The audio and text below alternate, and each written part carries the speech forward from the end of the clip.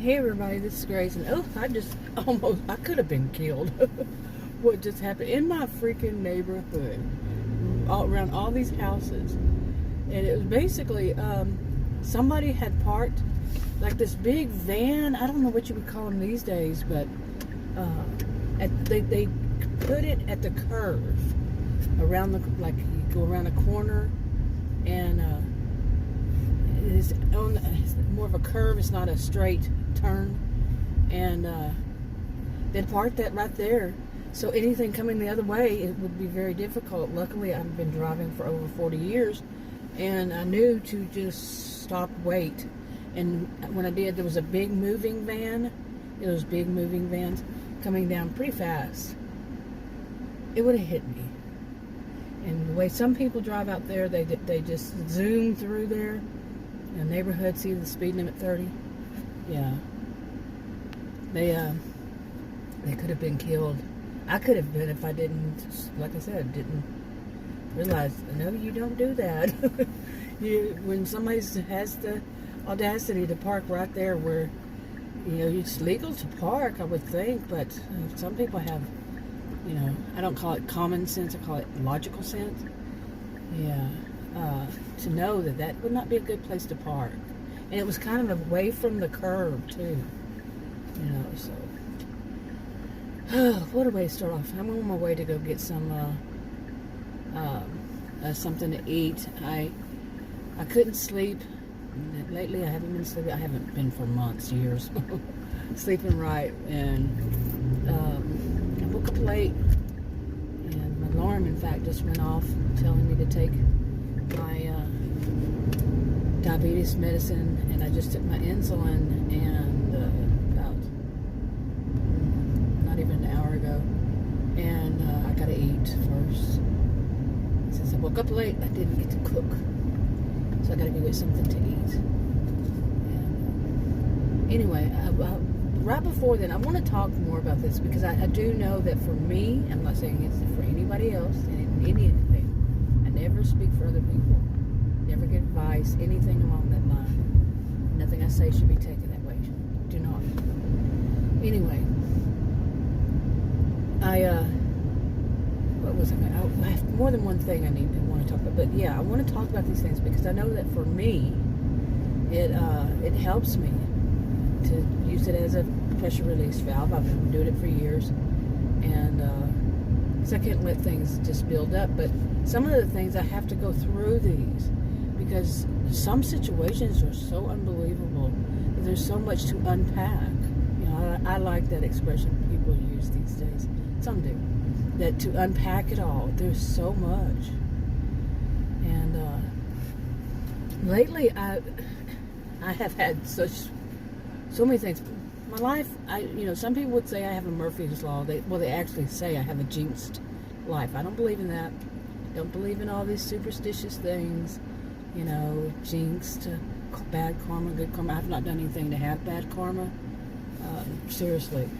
I really have not done anything to have bad karma in these situations at all. And a lot of it's about medical. Oh my goodness. I probably maybe have some videos up about that kind of stuff, so I don't want to go all through all of that. But on a daily basis, I have weird things happen to me, and of course I'm one to say I can't predict that it'll continue, but it does.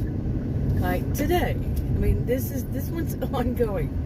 I called a pharmacy, and what I want to talk about is when people, this is very common, I've made videos on it before, when people want to shut people up.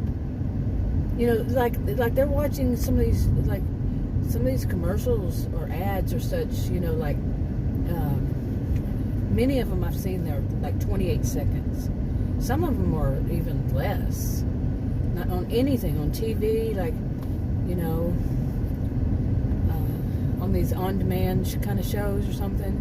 Some of the commercials are real short, and they want you to sum it up in a few seconds. Now, imagine I've called my pharmacist, and the pharmacists do this quite often. So do other healthcare professionals, and I know they're busy, but that's not my problem. You need to demand for more help if you're that busy.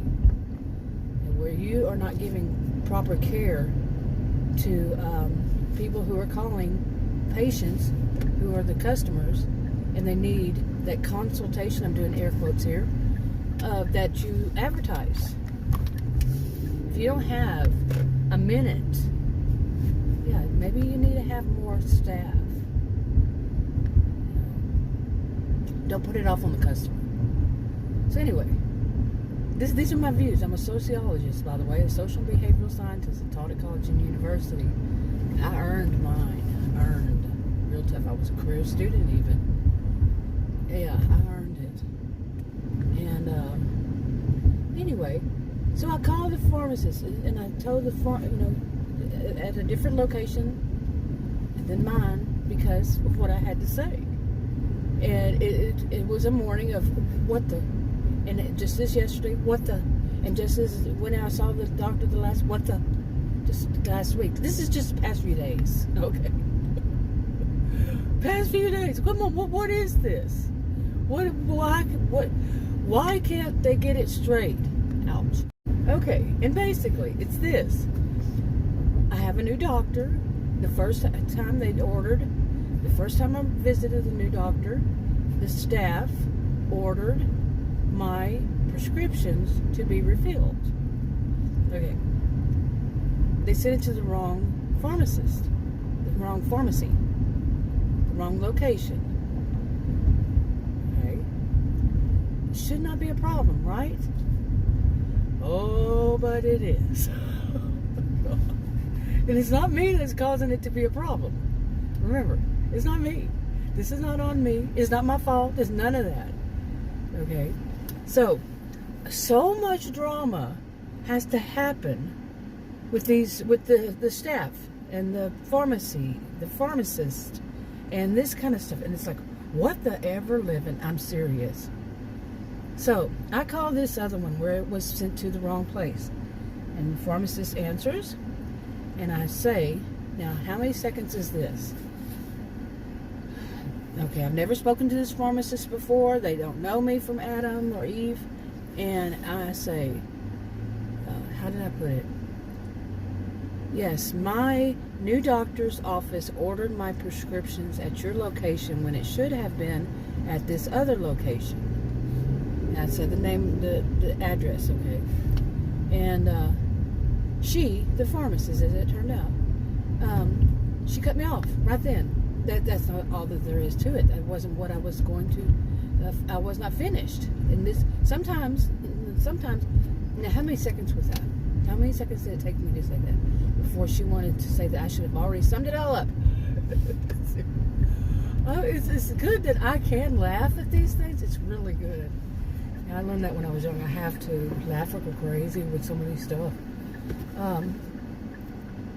So she cut me off, and I said, and how do I put it always? Let me finish. Just like that. Let me finish. And she did. She shut up. She didn't continue. You know, because she was, no, let me finish. And I had more that I had to say, because I had to ask her, because of what I've seen online on my thing. It says 0 prescriptions, and they had already filled it at that location, her location. They had already filled it. So I was calling to ask her if they still have it there for me to pick up. But she's going to interrupt me before I finish my sentence. And do you know how long that could take before I would actually be able to get that out if I didn't say, let me finish? You know? Really, seriously. I have been through this. And they automatically assume they know what you're going to say. And it can go on. Not at that location. I've never spoken. Well, I've actually been there to pick up some medication for Adam. But this can go on and on and on. What they're trying to do is a short dialogue. They create a long one because they don't listen. I've had this happen over years.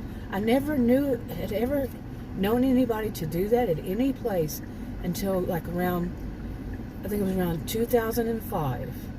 And I am 59 years old, so think of all the years that I never heard it, never ever experienced it, and lived here most of my life in this area. Never ever anywhere, but now it's so common. First heard it back in 2005. And just by the way, before you even think it, or you already have, I don't get to talk like this with anybody. No. There are so many, that's why I do these videos. Another reason besides the pressure release valve is because I actually get to speak without being interrupted. And that is a big thing these days. I cannot say it's only me, and I will not say it's only me. But there are some people, they think, in my view, these are people with narcissistic, histrionic, blended behaviors. They think that only they and their words should be heard and spoken. And everybody else needs to be quiet and let them be center of attention. Even freaking so-called professionals. I'm ending my thing of calling any healthcare professional who interrupts me or shushes me as professional. I'm stopping. I no longer see them as professional. I see them as providers, but not as professionals. If you have a patient or a customer, depending on which is your job, and you can't let that person finish more than one sentence. Sometimes, like I said, I can't say more than one word, and they interrupt it because they assume they know what I'm going to say. That is freaky to me. Somebody making that kind of assumption. Yeah, that's freaky. But anyway, okay, I had to delete a clip because there was a child in it. I don't know if he's a teenager or not. So I don't put there's children, and I don't put anybody's children in my videos or minors at all. And I try really hard. I'm not a perfect being, but I try really hard. I'll delete clips like you did, like I just said. But I didn't know what the heck was going on over here. Real life does happen. And now, where was I? What was I even talking about? My goodness. Well, yeah, I know what I'm talking about, but anyway, so I was talking about calling that pharmacist and how they interrupted me. I am used to this, and I do not like this. I also do not like a doctor who shushes me. Okay, he didn't say shush. It was, and this is such an irritating sound. It was something like, I've said this before. I don't know what channel I put the video on, but raise your finger straight to the air, like you're pointing upward. Put your hand all the way out. You got to be dramatic out here, and say, eh. Oh my God. And I crack up laughing every time I do that because it's what this new doctor does. Okay, I really am resisting the urge to tell the doctors to stop being sexist. He's a male doctor telling a woman to be quiet. And I do understand Adam. He pointed out, the doctor himself, how Adam and his culture, about Adam and his culture, not me. I'm no better sociologist. But so I'm going to leave it there. But no, you do not treat women as though they're half, and that they have to abide by whatever the man says. And you also don't tell the man, make sure you keep pointing that out, and tell him what you should be telling me. Adam was not happy. He calls this man his friend.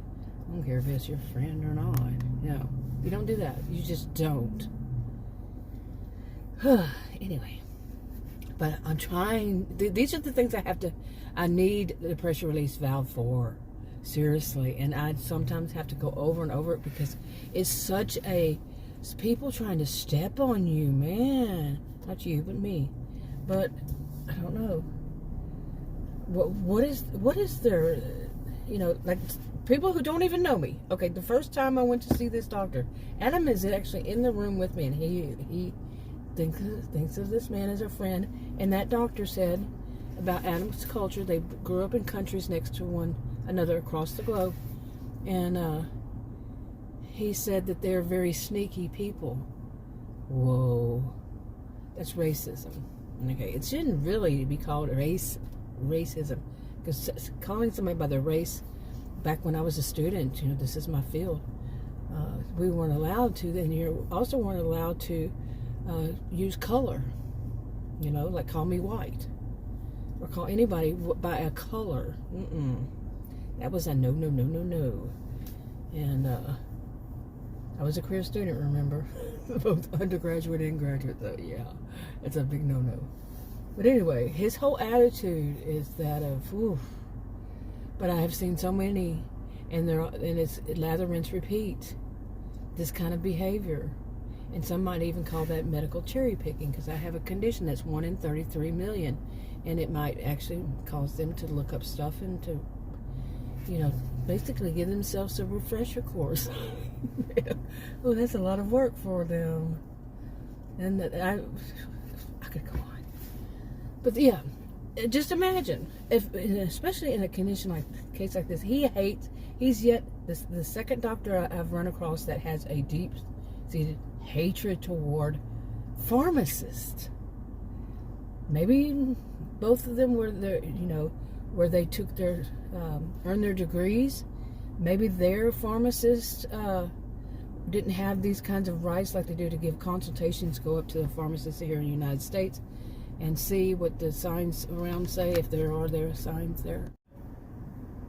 Okay, I don't know what the crap is going on over here, but it's so funny. Like I said, I think they might be teenagers, so I can't working there. But the window is actually shaking. Okay, I had to cut it off because there was a teenager walked by. Now I wanted to ask a serious question here. Now you say you ask me a question, the answer would be yes or no. Okay.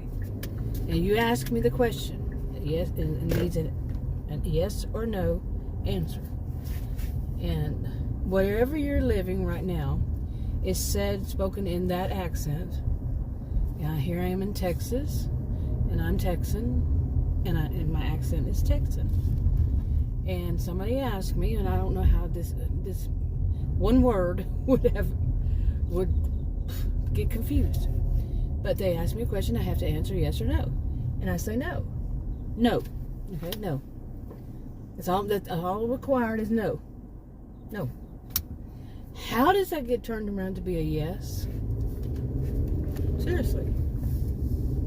How is my answer, listen real closely, no. How does that get turned around to be yes?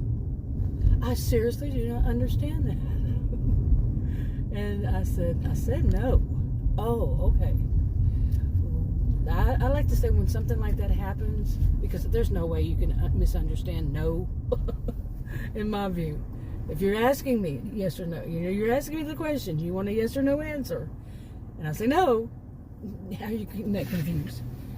But what I say is they're not there. They're there, but they're not there. They're texting somebody in their mind. That's what I said. They're off texting somebody in their mind. I don't like it when people say that. Like you're going down the road and somebody does something, like they run in front of you or whatever. They're sitting there at the light, and they're not moving or something. Adam likes to say, he said, they're texting someone. So Adam actually tested it one day and looked over, the guy finally moved up. It had a big old long, like 2 or 3 car lengths between the person in front of them and the next lane over. And Adam said he's probably texting. And we were right there, and the guy started to move. Adam looked over, and he was texting. Whichever direction it was, okay. However Adam saw it, he was texting. But I don't like to hear people say that, but the thing about it is, it's probably pretty much true. When somebody's like that, they're looking down and they're texting somebody on their phone. Yeah. I see that long length right there. Boy, my examples are actually happening while I'm doing this video. My goodness. Because it's become, in my view as a sociologist, it's become so prevalent. It's just so out there, so often, so much. It's unfortunately starting to become part of the culture. Seriously. These kinds of things that people don't want to listen. They cannot. I used to say when I was really young. I started saying this. I can't say really young, but they have the attention span of a gnat.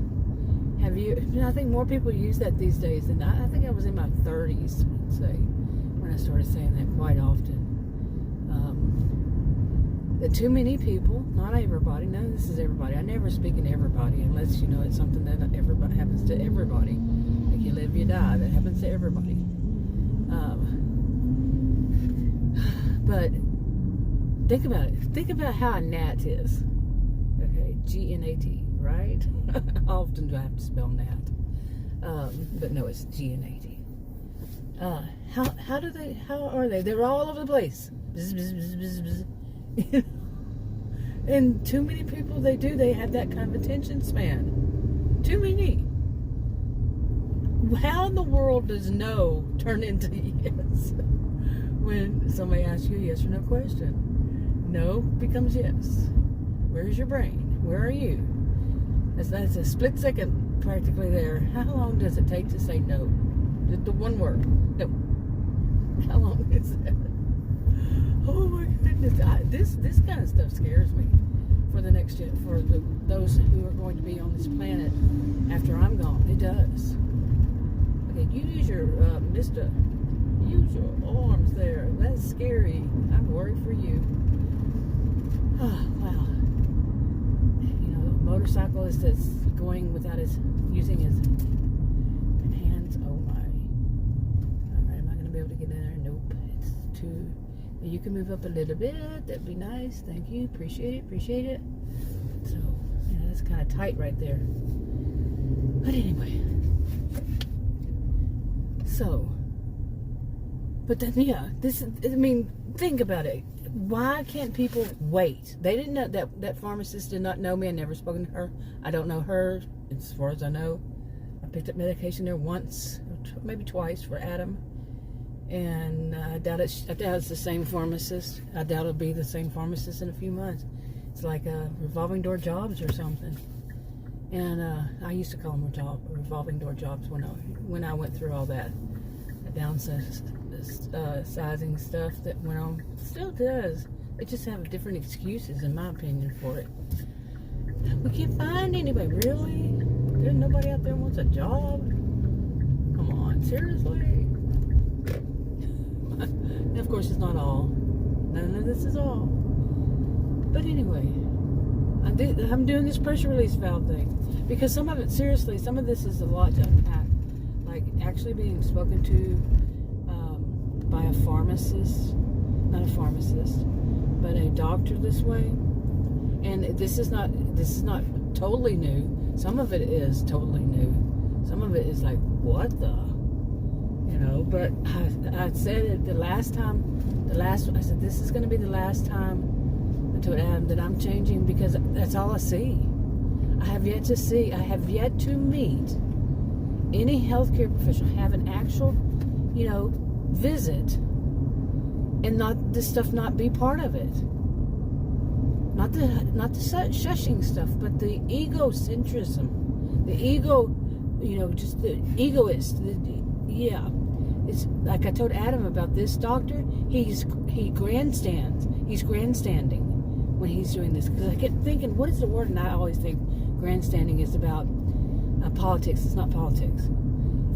But it's histrionic, kind of a histrionic behavior. But I've never heard grandstanding used with that, and I am now. Okay, I did when I was telling Adam. Because I kept thinking this guy is like like a histrionic, the behavior. He's on stage but it's that he wants his words to be spoken as though everybody should be going, oh, glorifying him, oh, he's so smart, oh, and him all the while saying nobody else has any right to speak. This is my appointment, I paid for, and my health, and it's not physician-centered, it's patient, should be, it never is, patient-centered. It's not about your ego. It's not about you wanting to make everybody look at you and glorify you. Now, if I could actually run across one that doesn't do that, whether it's a nurse practitioner, whether it's somebody just working in the office. Nowadays, it seems like they're all MAs. They go to school about 5 or 6 weeks or so, and they elevate themselves up to that level of a doctor. Some of them, not all of them. I haven't met all of them. Don't know all of them. Ones I've met, some of them have. They do. So, like I told Adam, I'm not going to change again, and I'm not going to let. I'm just going to go there, get my prescriptions, and at one point I actually did tune him out. He goes, "You would?" Because he said, "You wouldn't want me to do your surgery, would you?" And I had tuned him out, like my mom said. Sometimes you just tune people about someone said I dissociate. No, I just tune them out. You're one of those. I don't want to hear you. You know, seriously, you're raised in hearing around people who do this. Seriously, a shoe fly. You know, I don't want to hear you going on and on and on and, you know, elevating yourself and trying to get glorified and no, really don't. It turned it off and go start texting somebody in my mouth. I'm making myself crack up laughing, seriously, because this is crazy. You know, I didn't ask him any yes or no questions, so then I tuned him out. But he just talks. He talks. You think I talk? I do it because I'm on video. You want to hear empty? You know, just you know, somebody's doing a video and they're not saying anything. Really? Well, some people do. Some people watch those on purpose. Okay, I'm going to go ahead and wrap this one up. I had to delete a clip, but anyway, I'll talk to you on that video. Bye.